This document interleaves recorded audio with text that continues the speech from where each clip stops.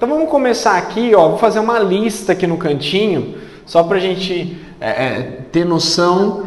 Eu vou começar a falar de ribossomos, depois de retículos, aí depois de complexo de Golgi, tá? Depois eu vou falar de citoesqueleto. Em seguida, de lisossomos. Depois de peroxissomos.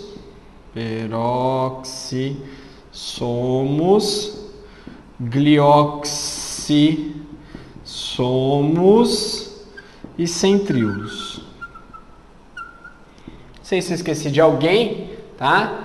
Porque ainda tem, óbvio, mitocôndrias e cloroplastos, que são organelas fantásticas e elas vão merecer um capítulo à parte.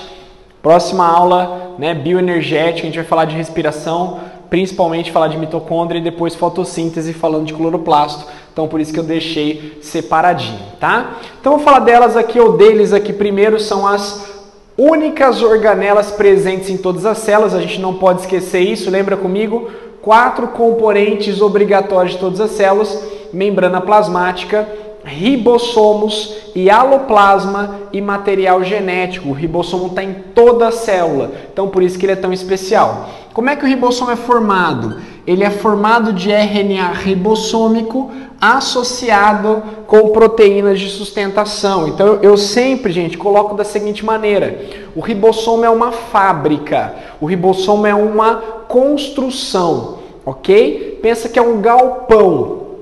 E cada tijolinho que forma a parede desse galpão é ribossômico.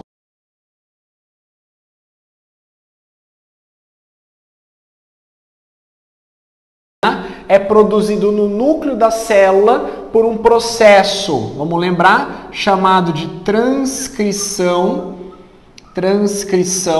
Transcrição é todo o processo de produção de RNA a partir de DNA, ok? Alguns cromossomos específicos que são ou que apresentam satélites são eles: número 12, o 13, o 13, 12 não, é o 13, o 14, o 15, o 21 e o 22, são 5 pares. 13, 14, 15, 21 e 22. Os cromossomos que compõem ou que apresentam satélites e são responsáveis pela produção de RNA ribossômico. Os ribossomos se concentram no nucleolo, onde eles realizam sua maturação. Então, se eu pensar da seguinte maneira: uma célula, membrana plasmática, uma carioteca, o DNA lá dentro, o material genético, e geralmente eu vou encontrar uma região mais escura, mais condensada. Essa região aqui eu vou chamar de nucleolo. O nucleolo é um local de maturação de ribossomos. Então os ribossomos são produzidos no núcleo através da transcrição do RNA ribossômico. Eles vão ser maturados no nucleolo, mas eles atuam no citoplasma, no processo chamado síntese proteica, ou, pegando o gancho aqui da transcrição, processo que eu vou chamar de tradução. Processo de tradução que nós vamos ver no início da genética, na apostila 4, se eu não me engano, se não me falha a memória, tá? Ok? Aqui eu vejo na próxima imagem um cromossomo que apresenta, ó, essa região mais fina do cromossomo, que une as duas cromátides irmãs, eu chamo de centrômero. Ok? Eu também chamo o centrômero de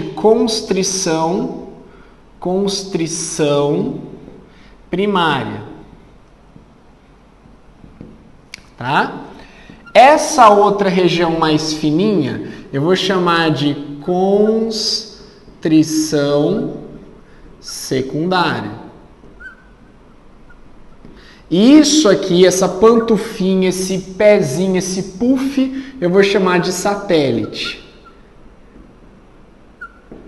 O satélite tem genes, aqui dentro eu tenho genes que vão produzir RNA ribossômico. Tudo bem? Isso aqui é o núcleo de uma célula, aqui eu tenho uma célula. Tá? Isso aqui é o núcleo de uma célula. E aqui essa região é o nucleolo. É região de intensa síntese de RNA ribossômico, intensa produção de ribossomos, e depois que esses ribossomos estão prontos, eles vêm para o citoplasma. Tá bom? No citoplasma, os ribossomos podem ficar associados com retículo endoplasmático ou sozinhos, no formato que a gente fala que são os poliribossomos. Beleza?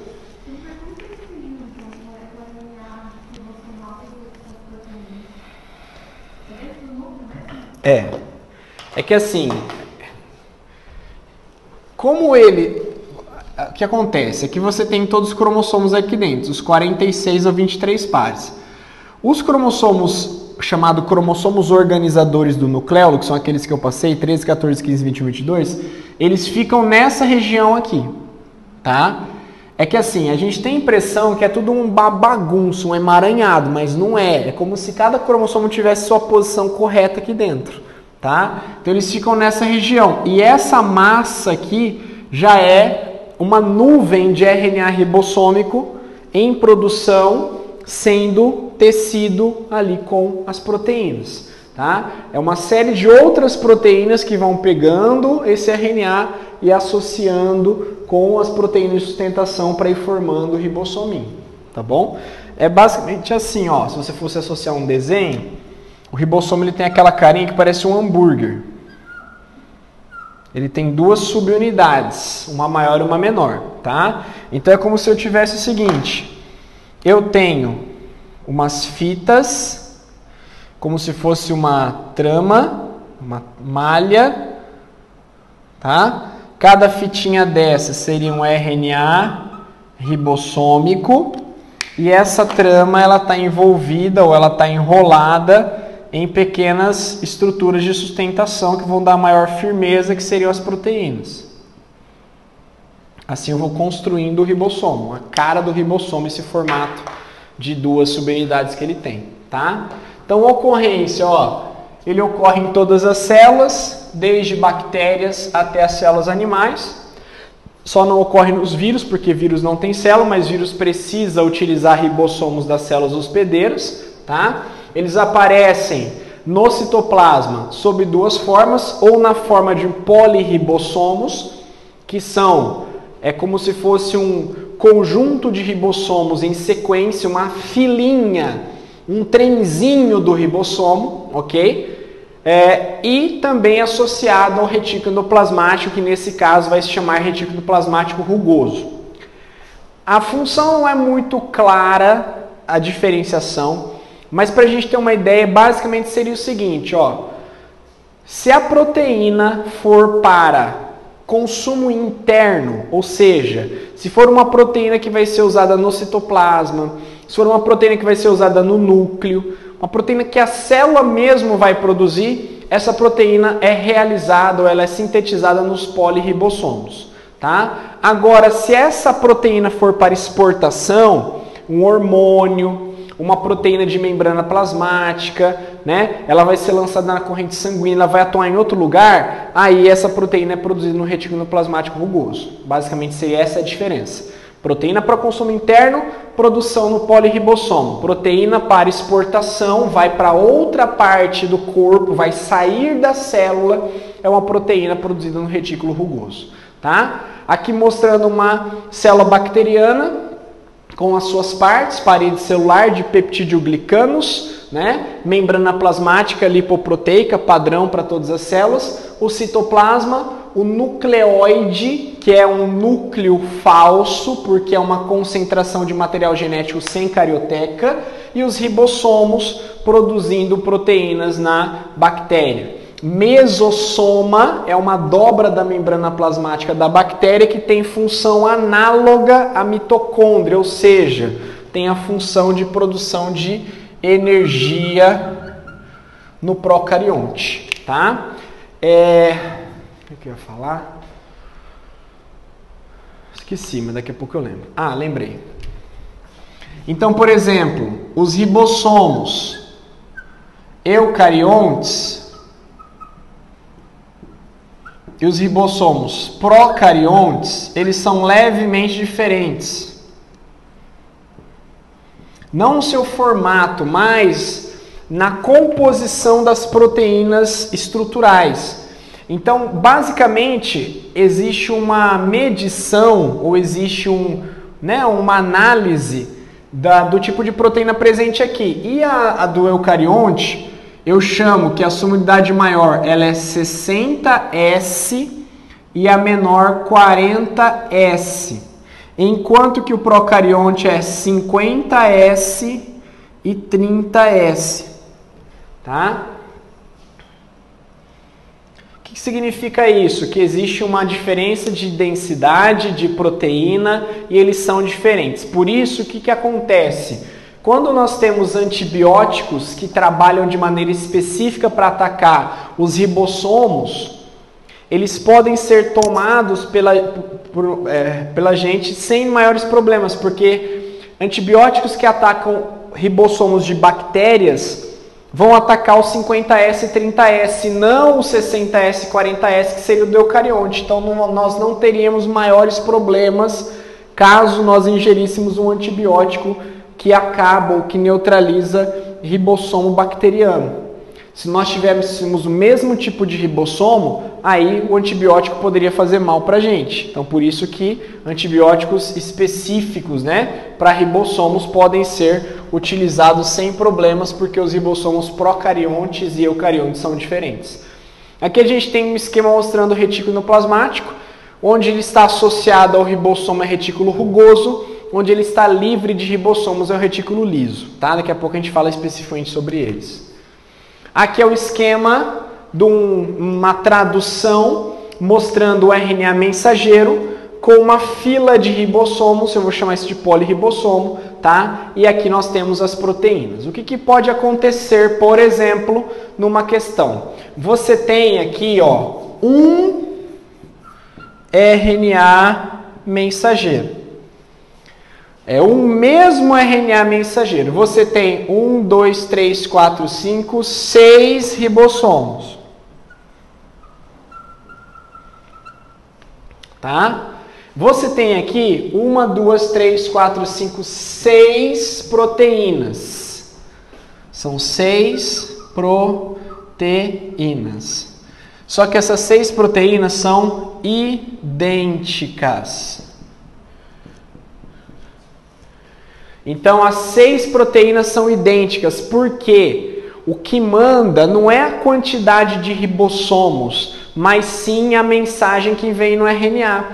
Então, se esse RNA é um só, é um único RNA, não adianta eu ter aqui um ribossomo ou 200 ribossomos, que a proteína vai ser a mesma. O que vai mudar é a quantidade.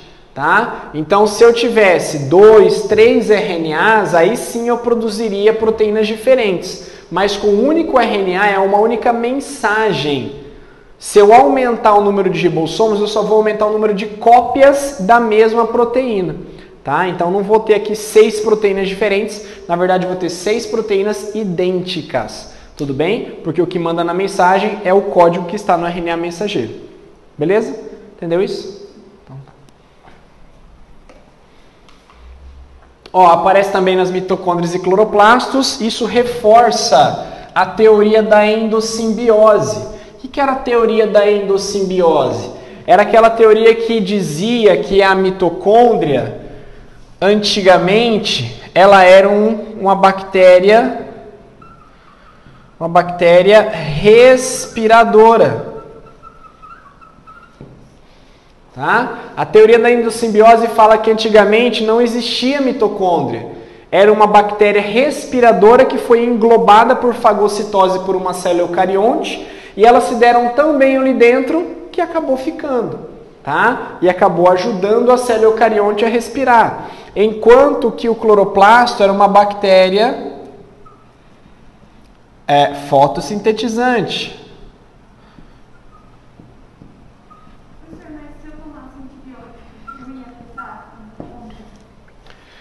Não necessariamente, porque hoje ela não é mais uma bactéria, entendeu? Ela não é mais uma bactéria. Os ribossomos que elas têm ali, elas já não se assemelham mais a ribossomos bacterianos, tá? Então não teria efeito nos ribossomos das mitocôndrias.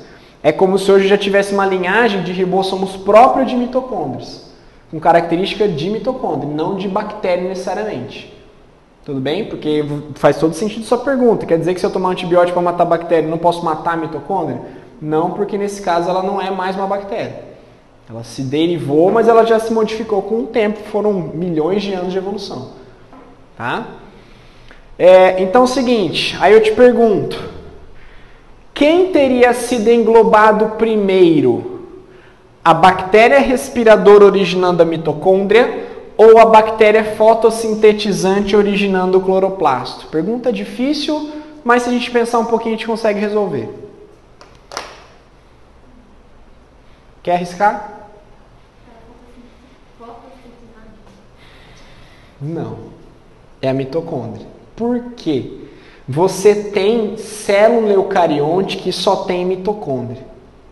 Mas você não tem nenhuma célula eucarionte que só tem cloroplasto. Então, primeiramente, a mitocôndria foi englobada e virou tipo assim, uma célula eucarionte com mitocôndria, respiradora. E depois, essa célula eucarionte com mitocôndria respiradora englobou quem? O cloroplasto. Ou englobou a bactéria fotossintetizante. Essa linhagem continuou. Por exemplo, animais, fungos, protozoários só tem mitocôndria.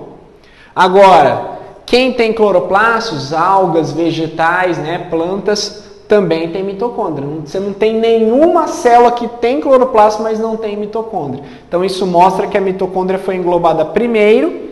A partir dessa linhagem originou células animais, células de protozoários, células de fungos, e uma outra linhagem englobou cloroplasto e originou células vegetais, plantas, algas, tá? Mas você não tem uma linhagem só com cloroplasto, tá bom? Esse é o raciocínio. Aí eu tenho aqui, olha que legal, ó, a representação da síntese bacteriana a síntese de proteína da bactéria, 50S, 30S. Olhando aqui, ó, na imagem, eu vejo essas bolitas representando ribossomos. Essa linha bem fininha que conecta um ribossomo ao outro é o RNA. E essas coisinhas que estão brotando aqui, ó, parecem umas minhoquinhas, são as proteínas que estão saindo dos ribossomos. Isso é um desenho, isso é uma foto do microscópio eletrônico, tá? Não dá para evidenciar que isso realmente existe, não é uma viagem de um cientista maluco. Fumou maconha lá e ficou loucão imaginando isso, né? Isso dá para ver, isso é estudado e cada vez mais que a tecnologia avança, né, as respostas vão aparecendo para a gente. Então são duas subunidades, 50S e 30S, e os eucariontes 60S e 40S, tá? Tudo bem, ribossomo? Acho que é tranquilo, né? Aí nós vamos para o retículo endoplasmático. Então o retículo endoplasmático é o seguinte, ó. Se eu for associar o ribossomo se eu for associar a nossa célula a uma cidade, eu vou associar aos ribossomos algumas indústrias, fábricas. Tá? Então a minha cidade é a minha célula. Então ribossomos são as fábricas, são as indústrias que produzem as proteínas, produzem as roupas, produzem os carros, produzem as moléculas que vão ser usadas pela cidade. Tá? Retículo. O retículo são canais que interligam todas as células. Então eu poderia falar na minha cidade que retículos são a rede de transporte. Rede de transporte. Ou seja, ruas e avenidas da minha cidade, que conectam todas as células, tá? É revestido por uma membrana que é muito parecida com membrana plasmática. Então, a partir daqui, eu vou chamar de organela membranosa. Sabe o que é organela membranosa? É toda organela que é derivada direta ou indiretamente da membrana plasmática. Então, ribossomo não é membranosa. Retículo é membranoso, complexo é membranoso, citoesqueleto não é. Lisossomo é membranoso, peroxissomo, glioxissomo, centríolo também não é, tá? Então, e mitocôndria é membranosa e cloroplasto é membranoso também, tá bom? Então, dessas organelas ali, quando eu falar organelas membranosas, retículo, complexo, lisossomo, peroxissomo, glioxissomo, mitocôndria e cloroplasto são organelas chamadas ou classificadas como organelas membranosas.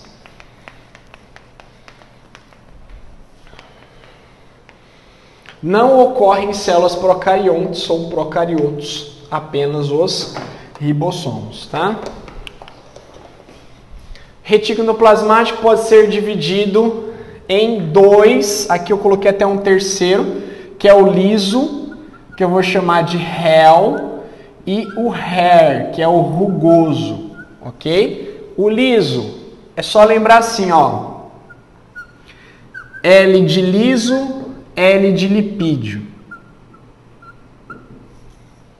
Então quer dizer que ele estará associado à produção de lipídios no nosso corpo, tá? Também é chamado de agranular, porque ele não tem grânulos, ele não tem ribossomos, tá? Aderidos à sua superfície. Então quando ele é observado, não é visualizado nenhum tipo de rugosidade, consequentemente de ribossomo.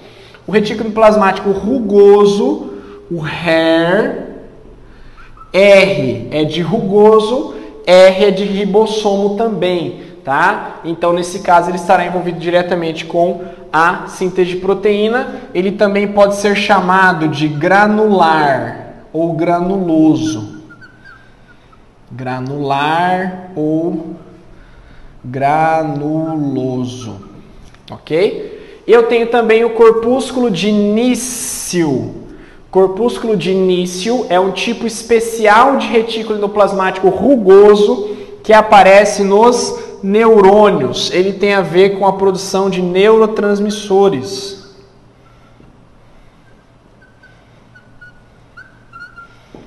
Neurotransmissores nos neurônios. O corpúsculo de Nício ou retículo endoplasmático rugoso especial dos neurônios, tá?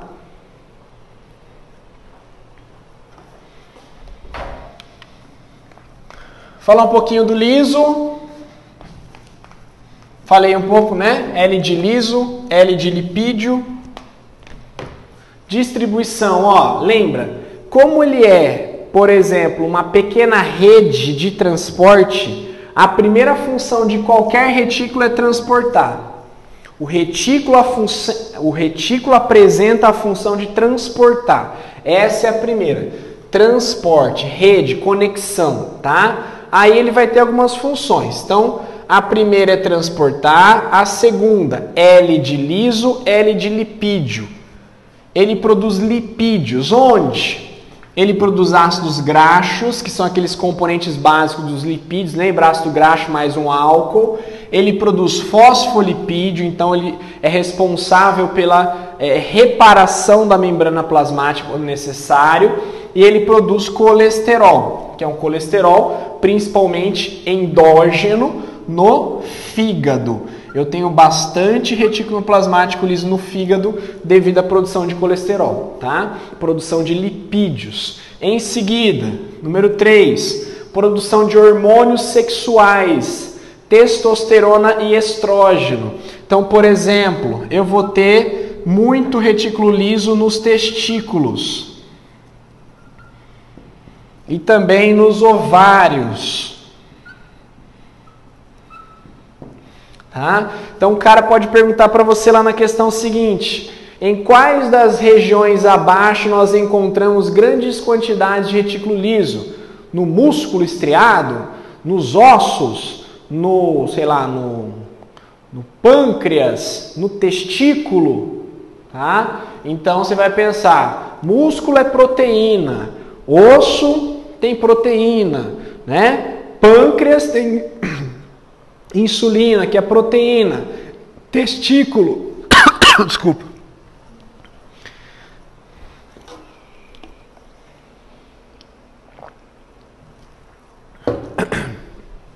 Testículo tem testosterona, tem hormônio sexual, retículo liso, tá?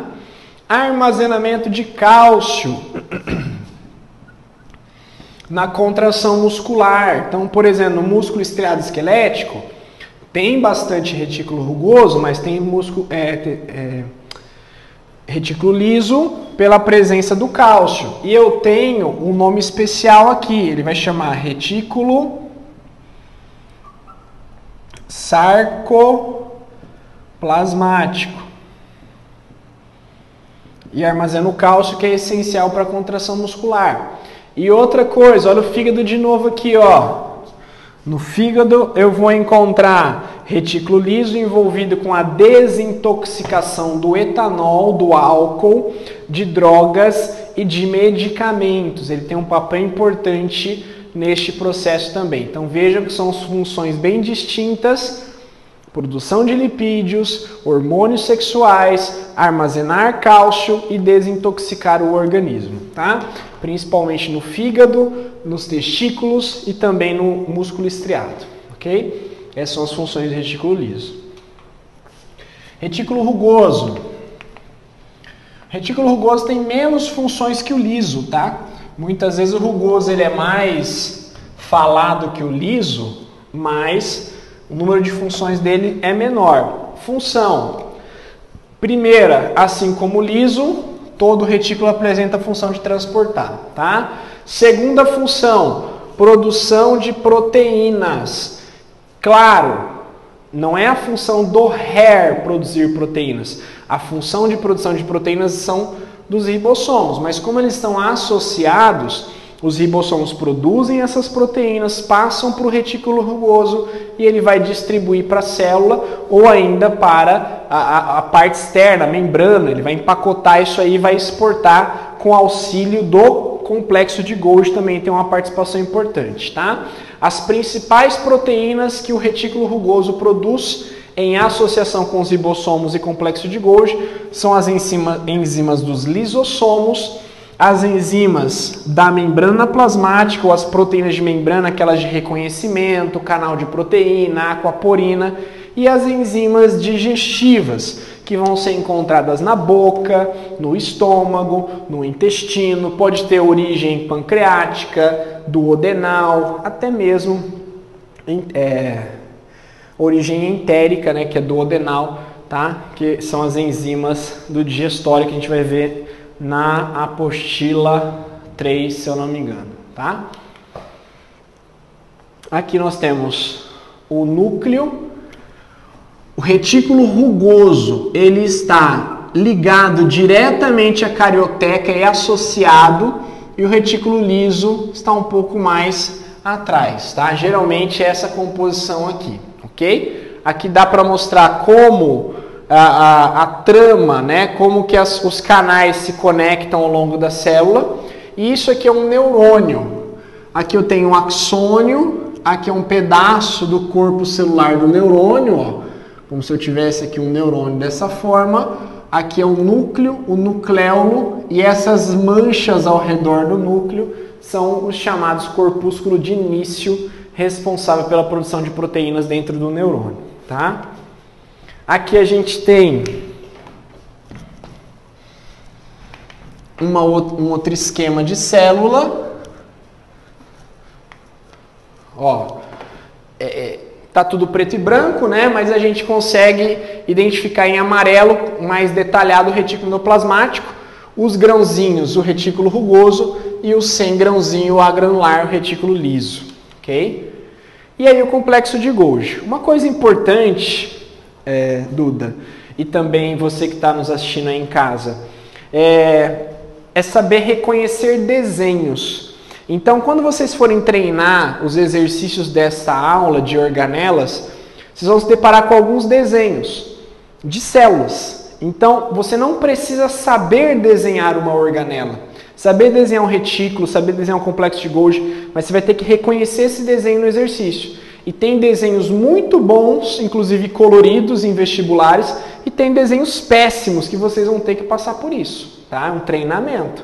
Então tem de todos os tipos e saber reconhecer, né? Às vezes não vai dar nem para reconhecer o formato da organela, mas é mais pela posição dele dentro da célula ou por um detalhe como esses grãozinhos, né? Que eu mostrei aqui para vocês, ó. Aqui, ó. Esses grãozinhos já seria suficiente para detectar que isso é um complexo de Golgi, ou isso é um retículo rugoso, isso é uma mitocôndria, isso é um centríolo, isso é um complexo de Golgi, tá? Coisas que nós vamos aprendendo durante as aulas. E aí, chegamos ao complexo de Golgi. Já falamos de ribossomos, já falamos de retículo, agora o complexo de Golgi. O complexo de Golgi tem esse nome devido ao Camillo Golgi, que é um italiano que em 1898, finalzinho do século XIX, descobriu essa estrutura. Ele é formado por bolsas achatadas que se sobrepõem. Então nós temos basicamente assim, uma sobreposição de vesículas, tá? Cada bolsa dessa recebe o nome de dictiossomo, ok? E a pilha completa é o complexo de Golgi.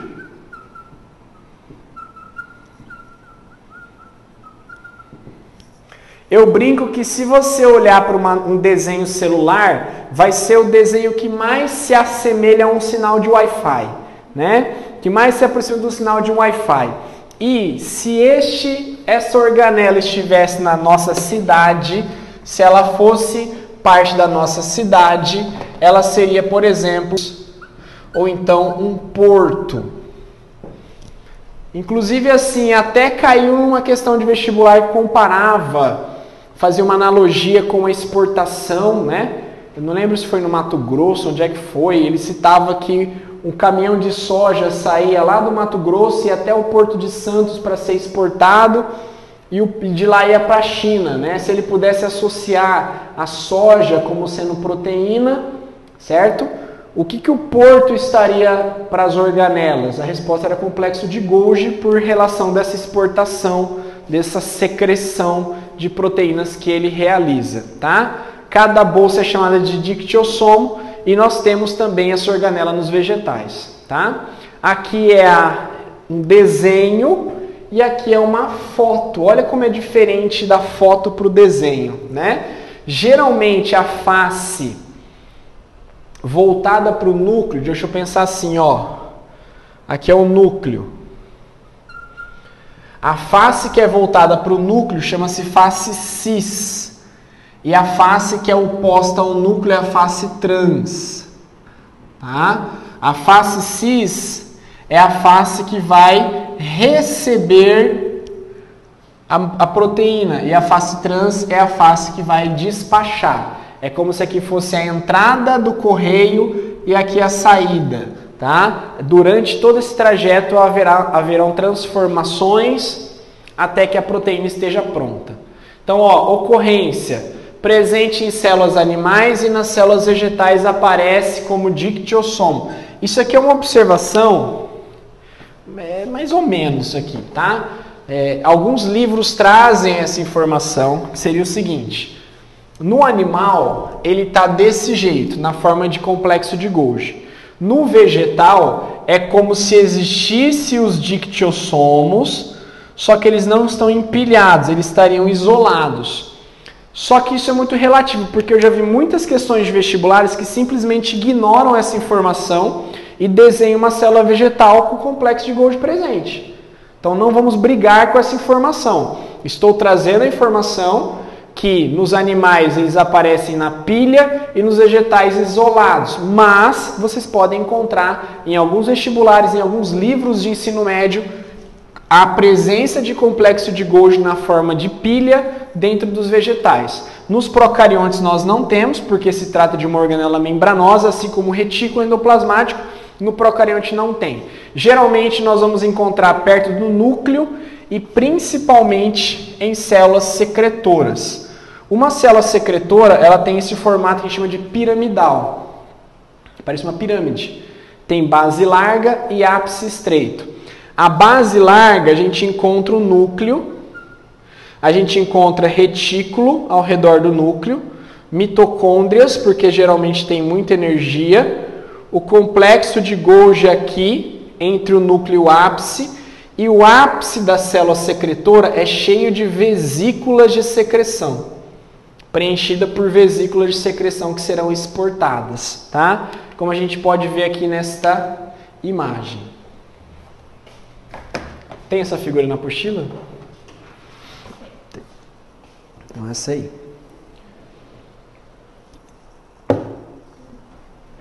Ó, isso aqui é um pedacinho do pâncreas mostrando as regiões exócrinas e endócrinas, tá?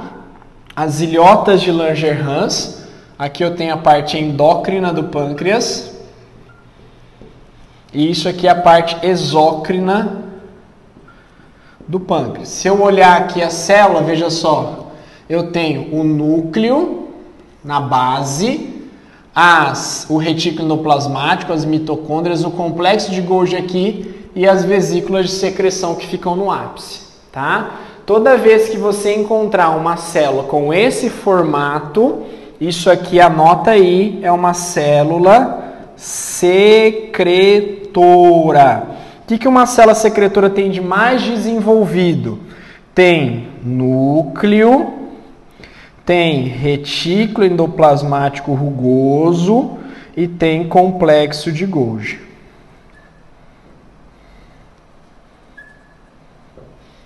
Tá? Olha só que difícil isso aqui, né?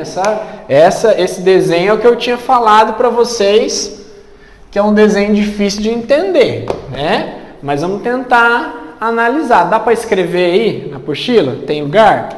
Ó, 1. O que você acha que é 1? Se tá difícil aí, tenta olhar aqui. Vamos ver se melhora. Centríolo, muito bem. Tem os dois parezinhos aqui, ó. Tá? Os dois parezinhos, quer dizer, um parzinho, né? Perpendicular perto do núcleo. O 2, membrana.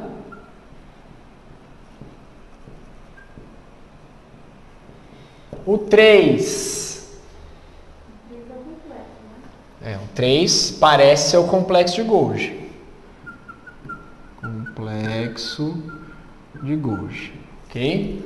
O 4 é uma vesícula de secreção. O 5 é a carioteca, membrana nuclear, tá? O 6 é uma mitocôndria. Tá boa, hein? Mitocôndria. O 7, nucleolo. Nucleolo. Ó, o núcleo é esse aqui que você apontou. Tá? Então ali é o nucleolo. E o 8 é o retículo rugoso. Ó, tá vendo que tem uns rugosinhos aqui? Isso é rugoso, isso é rugoso, isso é rugoso. É assim? Não sei, mas pelo desenho tá dessa forma, tá? Então o retículo rugoso foi o que mais teve dificuldade para a gente identificar nesse caso. Tudo bem? Você que está assistindo aí, ó, tira um print ou pausa a gravação para copiar certinho, tá? Qualquer dúvida depois manda uma mensagem. Deu tempo?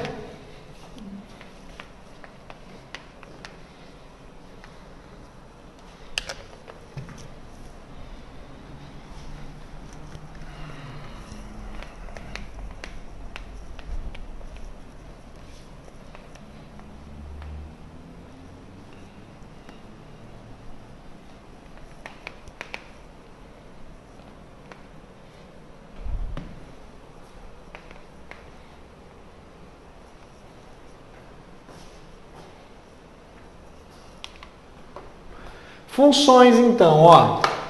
Bom, uma coisa importante para a gente lembrar é o seguinte: o complexo de Golgi não produz proteína. Não produz proteína.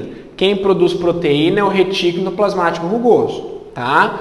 Ele simplesmente adiciona membranas, ou eu gosto de falar que ele empacota algumas proteínas produzidas pelo HAIR, como substâncias digestivas e glicoproteínas, tá? Realiza também a secreção, ou seja, a exportação, tá, de substâncias para o meio extracelular. Tudo que tem que ir para fora, de certa forma, passa pelo complexo de Golgi. Por isso, a explicação do seu grande número em células secretoras. Tudo bem? A associação é sempre assim, ó. Retículo endoplasmático rugoso trabalhando em conjunto com o complexo de Golgi para secreção. E essa secreção geralmente está relacionada com proteínas, tá? Continuando, ó, as vesículas proteicas saem do retículo rugoso e chegam à face cis ou face formativa. Então você tem aqui, ó, o retículo rugoso, aqui, ó lá, os ribossomos. Vai mandar uma vesícula de transição, essa é uma vesícula de transição. Essa vesícula de transição, ela vai entrar, deixa eu mudar de cor.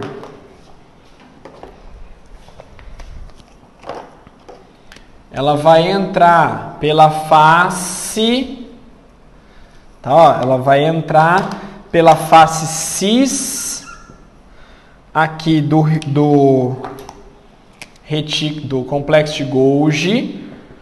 Essas proteínas vão sendo transferidas de vesícula para vesícula, elas vão sendo transformadas até brotar do outro lado, que é a face trans. Face trans. E aí, essa vesícula está pronta. Olha lá. Então, é basicamente o seguinte: numa vesícula de secreção,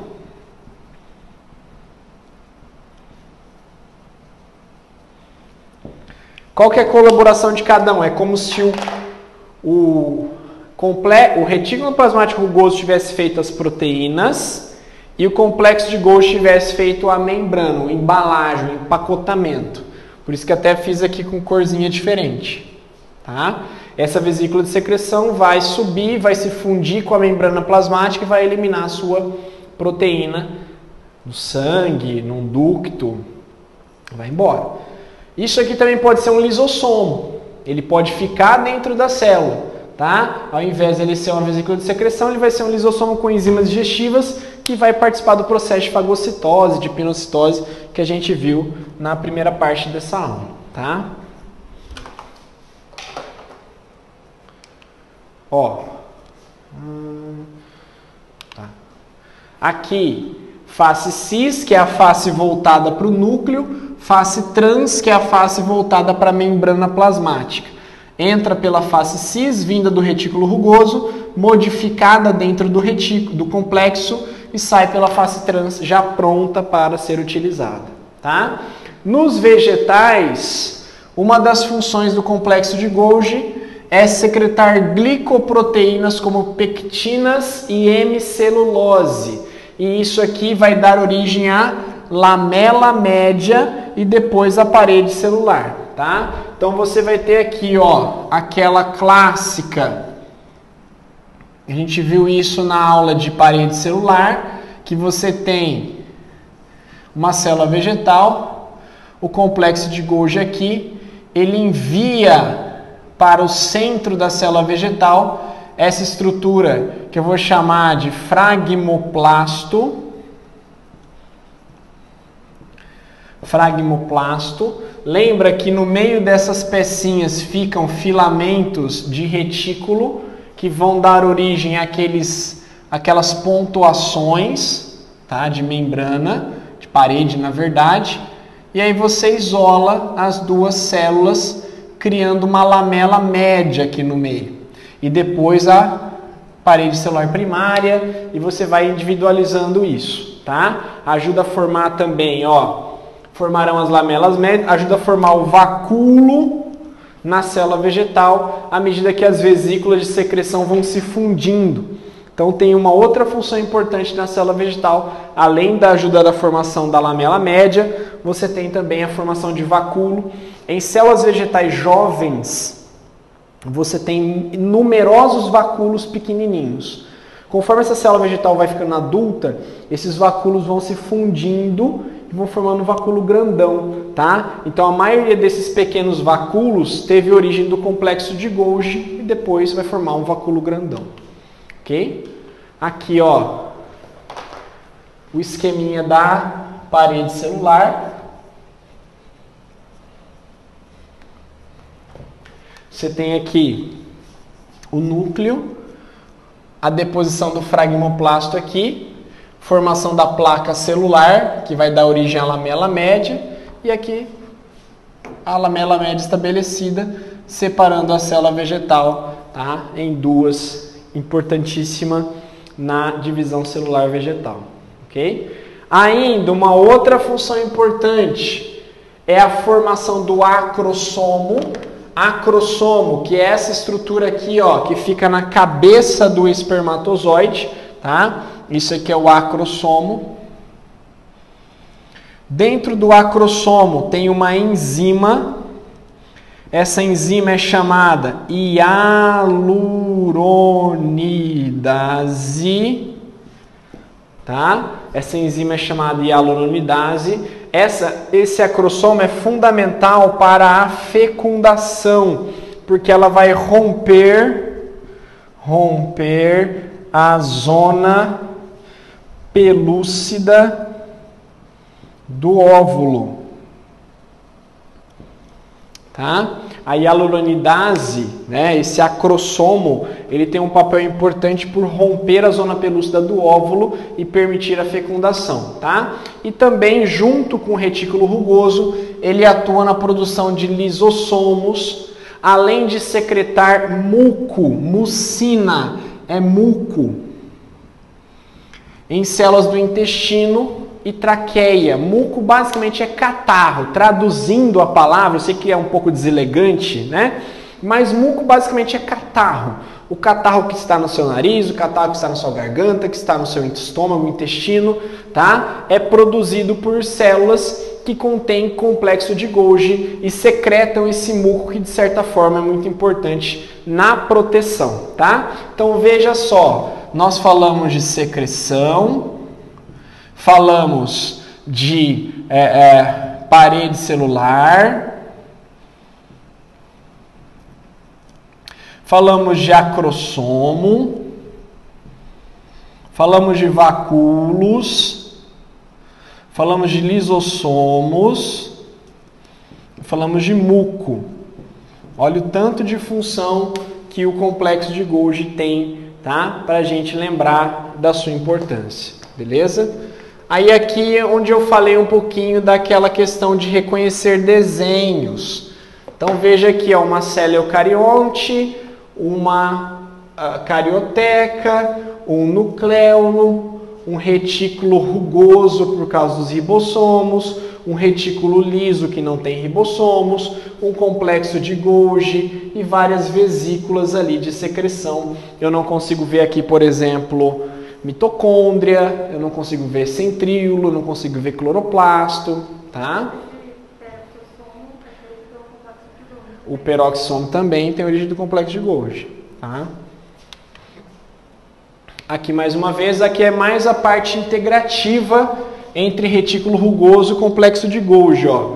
O rugoso libera as vesículas de secreção que entram pela face cis, são transformadas, saem pela face trans e são secretadas ali, tá? Pela célula. Isso aqui é uma célula, é um epitélio da traqueia. No epitélio da traqueia a gente tem algumas células assim, ó. Essas aqui, por exemplo, tá? São células chamadas de caliciformes. porque elas têm a forma de um cálice, mais ou menos assim, ó. Tá? Parece um cálice, né? Parece uma taça. Uma taça, né? E ali um cálice, uma célula. Aqui no alto, ó, tudo isso aqui que vocês conseguem enxergar ali, ó, isso aqui são glândulas, ou na verdade são vesículas de secreção. Tudo isso aqui é muco, tá? E aqui embaixo fica o núcleo, aqui fica retículo endoplasmático, complexo de Golgi, e lá no alto fica o muco. O muco fica sendo jogado na traqueia para lubrificar, para criar um ambiente onde você vai, por exemplo, aderir os micro-organismos, a poeira, vai tentar de uma certa forma filtrar o ar que você está respirando ali. Próximo é o citoesqueleto. O citoesqueleto, a gente tem que lembrar o seguinte: dentro de citoesqueleto, eu vou dividir em 3 microtúbulos, os microfilamentos e os filamentos intermediários. Filamentos intermediários. Tá? Bom, o que geralmente o pessoal confunde é microfilamento com filamento intermediário, porque é muito parecido. Microtúbulo não tem como confundir, tá? Por quê? Microtúbulo é centríolo, é o formado de tubulina, ok? É uma proteína que está presente na região organizadora dos microtúbulos, que é o centrosomo, que fica próximo ao núcleo, que é onde a gente encontra o centríolo. Função principal deste caso, os microtúbulos: suporte da célula, formação de fuso mitótico e meiótico, lembra da função dos centríolos nas divisões celulares, formação de centríolos, cílios e flagelos. Ah, prof, mas não é o centríolo que faz isso? Não, o centríolo é formado por isso, tá? Então, por exemplo, você tem a estrutura do centríolo, que é aquela estrutura clássica, parece um tubinho, um carretelzinho. Só que eu estou falando do microtúbulo, que é a pecinha que forma o centríolo. Tá? Eu posso ter esse microtúbulo no formato de centríolo, mas eu posso ter um microtúbulo isolado, sem formar centríolo. Tanto que acontece o seguinte: na célula vegetal, principalmente as células vegetais superiores, como angiospermas e gimnospermas, o que a gente fala? Não há centríolo na célula vegetal, lembra? Só que tem microtúbulo na célula vegetal. A célula vegetal de uma gimnosperma e angiosperma não tem centríolo, mas ela forma fuso mitótico e meiótico. Ué, mas como é que ela forma fuso mitótico e meiótico, sendo que ela não tem centríolo? Ela não tem o formato de centríolo, mas ela tem um microtúbulo, que é a pecinha que forma o centríolo. Beleza? Aí eu tenho os microfilamentos. Microfilamentos de actina. Lembra? Onde é que a gente viu actina? Onde é que você lembra de actina? Na contração muscular, no movimento. Então pensa o seguinte, que microfilamentos de actina dão movimento celular. Então, por exemplo, concentram-se próximo à membrana plasmática, suporte para a estrutura como as microvilosidades, formação lá dos pseudópodes. Lembra? Se a célula quer se movimentar criando pseudópodes, movimento, microfilamentos de actina. Faz parte do citoesqueleto, mas especificamente microfilamentos de actina. Ó, movimentos celulares. Citocinese, aquela divisão que acontece do citoplasma quando você termina uma divisão celular, tá? Junto com a miosina, compõem as proteínas contráteis dos músculos. Basicamente, movimento. E filamento intermediário? Filamento intermediário é de queratina. Esse cara é estrutural. Ele forma, por exemplo, o formato das células. Ele promove o formato das células. Formato celular. Ele ancora, ancoragem do núcleo e organelas. O núcleo não fica solto, se mexendo, tá? Ele é ancorado por esses filamentos intermediários de queratina. Confere resistência mecânica às células e participa de junções da membrana plasmática. Ok? Então, basicamente, são essas as peças que formam o citoesqueleto. Microtúbulos, formando centríolos, microfilamentos de actina, que dão movimentos celulares, como pseudópodes, microvelocidades, invaginações, movimento de deslocamento, e filamentos de intermediário de queratina, que dão o formato da célula, que dão ancoragem ao núcleo, que participam da junção de membrana plasmática, tá? Aqui é um esquema tentando identificar cada um dos grupos. Consigo ver. Não sei se está na ordem aqui, né? Mas vamos ver. Filamentos de actina, que seriam esses verdinhos aqui. Microtúbulos de tubulina, que seriam esses aqui ao redor. E os filamentos intermediários de queratina, que seriam esses verdinhos também isolados. Tá? Mais uma ilustração do que propriamente uma função daquela imagem. Tá? Aqui, os filamentos intermediários de actina, que ficam na superfície da célula, os microtúbulos e os filamentos... Cadê? Os microfilamentos... Aqui, me perdi. Filamentos de actina, aqui nos pseudópodes, os filamentos intermediários, né? Também de queratina, dando sustentação, microfilamentos de actina, filamentos intermediários de queratina e os microtúbulos de tubulina, tá? Aqui, ó. Tubulina, aqui filamentos intermediários de queratina, e os microfilamentos de actina, ok?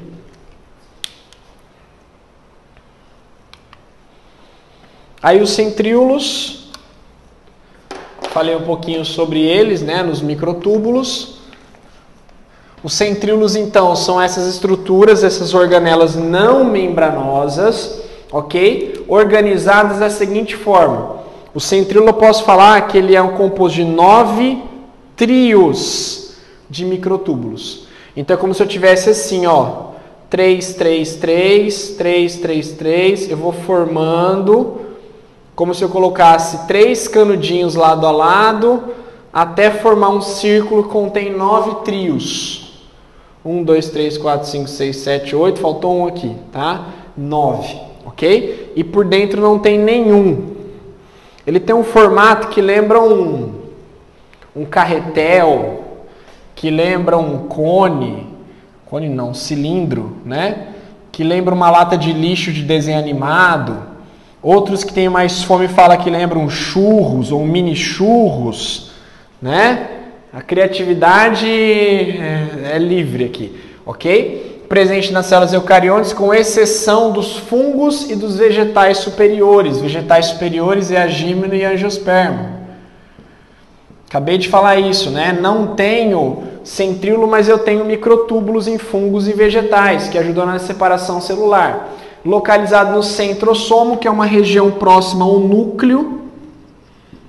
Próximo ao núcleo.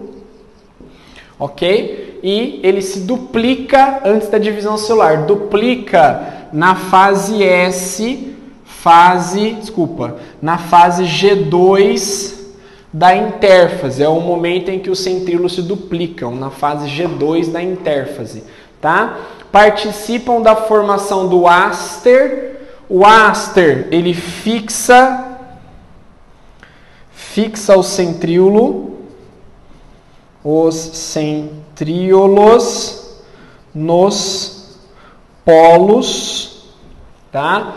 Os fusos de divisão vão puxar os cromossomos, cílios e flagelos vão auxiliar as células à movimentação, tá? Então tem essa questão, os cílios, eles são curtos e numerosos, cílios curtos e numerosos, flagelo são longos e poucos, tá? Então, por exemplo, em uma célula de protozoário, cílio, deixa eu pensar, o cílio está presente no paramécio, tá? Em uma célula de protozoário, o flagelo está presente no Trypanosoma cruzi, beleza? Numa célula humana, um flagelo está presente no espermatozoide e um cílio está presente numa célula da traqueia, por exemplo, a varrer o muco que ali se estabeleceu, tá? Aqui a conformação, a diferença principal entre cílios e flagelos. Aqui, entre centríolos e cílios e flagelos, né? Existe uma mudança de estrutura. Então, por exemplo, no cílio, como eu falei, são 9 trios. Ele é oco. Quando não falei cílios, né? No centríolo. Centríolo são 9 trios. Quando esse centríolo vai se transformar num cílio ou num flagelo, ele vira, ao invés de 9 trio, ele passa a ser 9 pares mais 2 centrais. Dessa forma aqui, ó. 9 pares mais 2 centrais. Sendo que ele é dividido em haste, que é a região alongada, o corpo, que fica aqui, né? E a base ou a raiz, que são raios de microtúbulos que fixam esse centríolo no citoplasma. Tudo bem?